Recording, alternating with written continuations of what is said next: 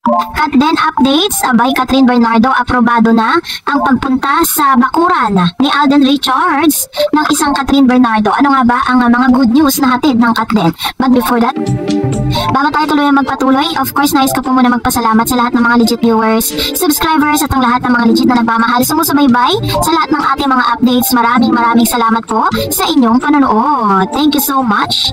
And of course, syempre po kapag po tayo may ihahatid po tayong good news for today's video, na talaga namang magbibigay ng excitement sa lahat ng mga legit Catden fan. Dahil ngayong araw ay finlex ni Miss Catherine Bernardo ang kanyang new haircut na tila baga meron po talaga siyang pinaghahandaan. At the same time, meron pong good news na hatid, no? Ang ilan sa mga according po sa news, mas nadagdagan pa po yung mga black time screening. At hindi lang yun, very, ano po ito very historical, another historical moments para sa Catden. Dahil ngayon lang ito ginawa. Sabi nga, first time daw din ginawa ng Star Cinema na parang nagkaroon ng advance screening para po sa ay advance ticket selling para sa lahat ng mga manonood. And this time, meron din pong kakaibang ginawa ngayon ang mga sinihan para lang po dahil sa sobrang taas ng demand ng pagkakaroon po ng black screening sa unang araw pa lang po ng Hello Love Again.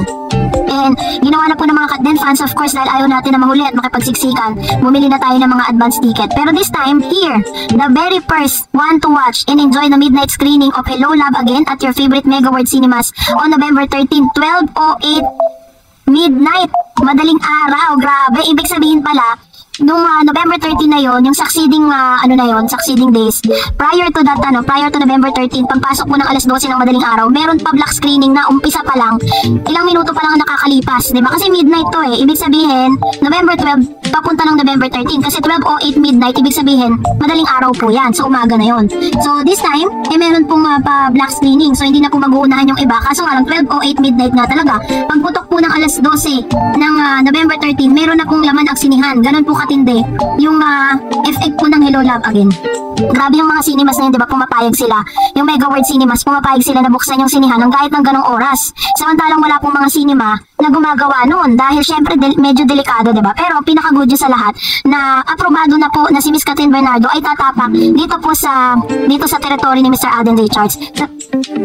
Ayon po sa report, kahit ayaw ng ilang kapamilya fan na hindi mapipigilan ang pag-guest ni Catherine Bernardo sa mga show ng GMA7 dahil magpupromote siya ng movie nila ni Alden Richards sa Hello Love Again na showing na sa November 13, 2024. And expect naman daw na sa Fast Talk with Boy Abunda ang unang magigest si Catherine, pero in-announce si Dingdong Dantes na kabilang sa guest this October sa Family Feud, ang game show na ino-host niya sa GMA7 si Catherine. Wala pa nga daw di manong nabanggit na date si Dingdong kung kailan ang schedule guesting ni Catherine. At hindi pa nga yata nakapag-taping ng kapamilya actress. Pero dahil sa announcement na yun ni Dingdong, marami nang natuwa at looking forward sila na mapanood siya sa show ng Kapuso Network. Pagbabalik daw ito ni Catherine sa GMA7 dahil nung bata pa siya ay nakasama siya sa cast ng Endless Love na gumanap na yang Marian Rivera. Marami ang nag-request ng reunion project ni Marian at Catherine, pero mukhang sina Dingdong at Catherine ang mauunang magka-reunion. Si Dingdong ang leading man ni Marian sa series na yon, at kahit wala silang eksena ng aktor, masasabi pa rin magkasama sila sa nasabing serye. Malay natin at sumusunod na reunion ni Marian at Catherine, nabanggit naman na may kapamilya fans ang hindi pabor na guesting ni Catherine sa GMA. Hindi nga lang ito mapipigilan dahil co-produce ng Star Cinema at GMA Pictures ang pelikula sa direktor ni Cathy Garcia Santana. Hindi rin nabanggit ni Dingdong kung makakasama ni Catherine sa pag-guest sa Family Feud si Alden. Siguro naman pagsasabayin sila ng Kapuso actor pati na ang ibang cast ng nasabing pelikula. Imposible naman po na hindi sila pagsamahin kasi pelikula nila yon Pero most exciting part is magki-guest itong si Miss Catherine Bernardo dito po kay Mr. Boy Abunda sa kanya pong pastok. So that's very exciting. At pinayagan na po ng ABS-CBN at ng Star Cinema yung itong si Miss Catherine Bernardo na tumapak dito po sa bakuran ng GMA. And for that, narito naman ang ilan sa mga komento o reaction po ninyo patungkol naman sa ating latest updates. Magbabasa tayo ng inyong mga komento. Unahin po natin ang komento mula kay Miss Len Banting. Sabi niya si DJ kahit kailan kasinungalingan ang naging interview niya noon. At ngayon, kaya sayang lang iduluhin siya. Siya, totoong mabait, gawa-gawa lang, pagiging mabait at gentleman sa harap ng tao. Ayan, so ito po ay opinion ni Ma'am Shirley Banting. So parang sinasabi niya na hindi niya nakikita ng sincerity, no? Pero syempre, let's give them the benefit of the doubt. Huwag tayo masyadong maghusga dun sa tao. Kasi first Personally, di naman natin siya kilala. Maaari nagkamali siya sa isang parte ng buhay niya, pero hindi po ibig sabihin na nahuhusgahan na natin yung buong pagkatao niya. Diba? So, let's be positive here. And of course, sabi naman si Raquel Versosa, para sa GMA, actually in demand at maging talaga si Alden na aktor, magaling na aktor. Kaso dapat, huwag niyo namang patayin si Alden sa kakatrabaho. Bigyan niyo rin naman yung ibang artista niya ng chance.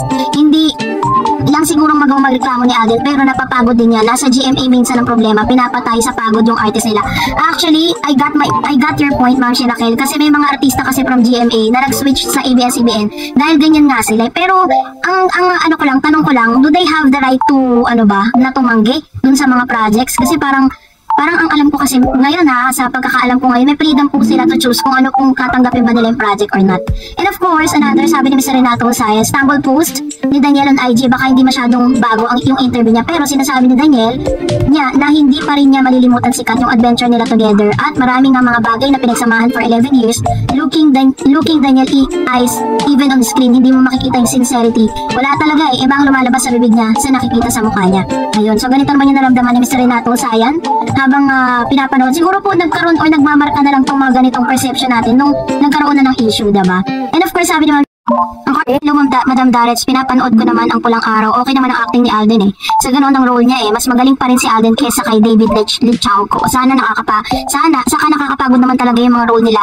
Lalo ni Alden, di nga daw nagpapadouble si Alden kaya naman siguro si Alden yung mga schedules niya.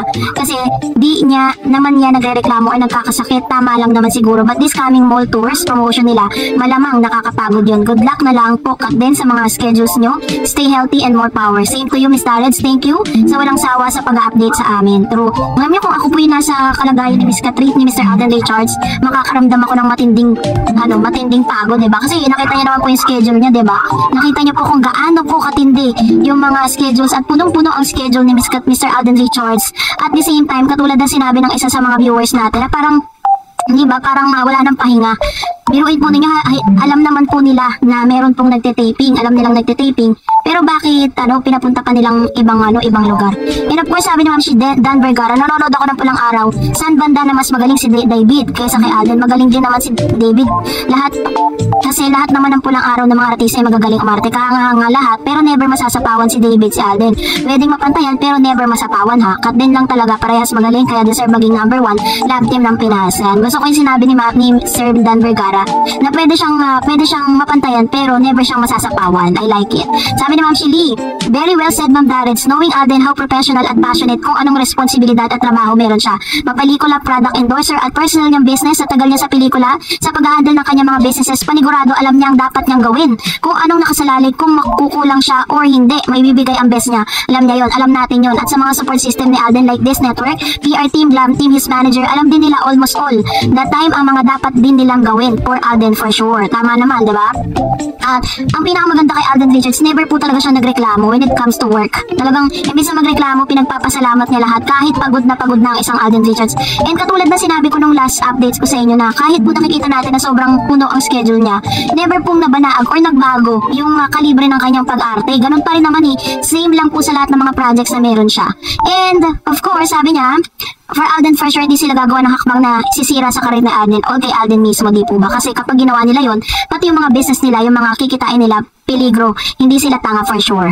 Huwag mo sanang masamayin sila ng gusto to the extent na halos patay na nila sa trabaho si Alden. Ang kulusugan ni Alden ang top most na dapat alagaan ng mga nabanggit kong support system ni Alden. Give enough rest, healing time, moment kay Alden para may time makapag-recharge ng mga gayon. As expected as always na ay maibigay or maibibigay ni Alden and the best niya sa lahat ng kanyang ginagawa, di po ba? Tama. And everybody wins. Kapagpalang araw Huwebes sa inyo, Ma'am Darets. Salamat din po sa pagbibigay balita tungkol kay Kat din. And God bless. Ayan, tama po yung mga sinabi ni Ma'am Shilido. We are here para po talagang, kaso nga lang syempre, yun nga, may mga it's for Alden talaga siya po rin talaga yung magde-decide if he's going to accept the projects, diba? At kung talagang pagod na siya, pwede siya magpahinga, diba? Gano'n naman po yun And another, sabi ni Ma'am si Flora Kilo, dapat tapusin hanggang December na lang Pulang Araw. Pero kung ipapasok si Kat, lalong maraming manonood na Pulang Araw dahil nasa kasikatan ng Kat din. Yan naman po yung kanyang komento patungkol sa bagay na ito. And of course, sabi ni Miss Asuncion Padunan, hindi kumukupas ang kasikatan ni Alden habang tumatagal at nagkakaedad siya, nananatili ang kinang ng bituin niya at lalong kinikilala ang pagiging mahusay niya bilang aktor. Ang magpahinga mga bashers kasi habang binababa at pinipintasan si Alden, lalong umaangat ang ang karir niya. Inggit lang sila. Very true. And that's it for today. For more videos and updates, please don't forget to like and subscribe. And please don't forget to follow my Facebook page, Dar Eds TV. God bless everyone!